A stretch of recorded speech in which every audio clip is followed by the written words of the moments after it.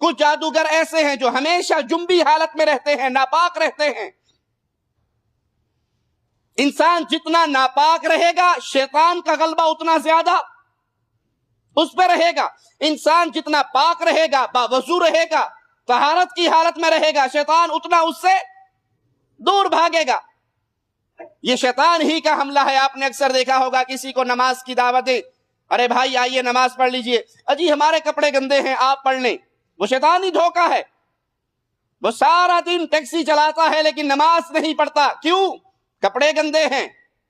اگر آپ کو کپڑے پہ کہیں قطرے لگ گئے تو اسی وقت اس کو پاک کر لیجئے، دھو لیجئے۔ شیطان کے چکر میں آ کے نمازوں سے دور نہ رہیے۔ اور جو ناپاک رہتا ہے، طہارت نہیں کرتا، جنبی حالت میں رہتا ہے، آپ نے یہ پیروں فقیروں ملنگوں کو نہیں دیکھا؟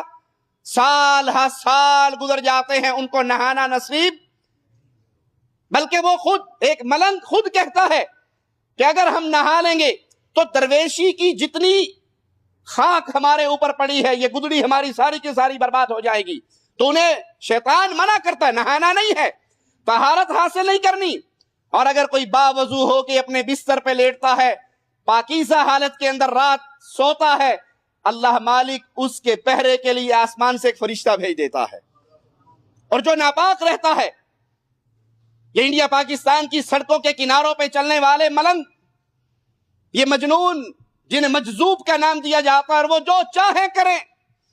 مجذوب وہ آزاد سنڈا ہے کہ جہاں مرضی منہ مار لے، جو مرضی کر لے۔ ہو جی بابا جی پہنچی سرکار نے، کوئی گل نہیں، انہوں نے کچھ نہیں کہنا۔ اس ننگ دھڑنگ ملنگ کے سامنے ہاتھ باندھ کے کھڑے ہو جائیں گے۔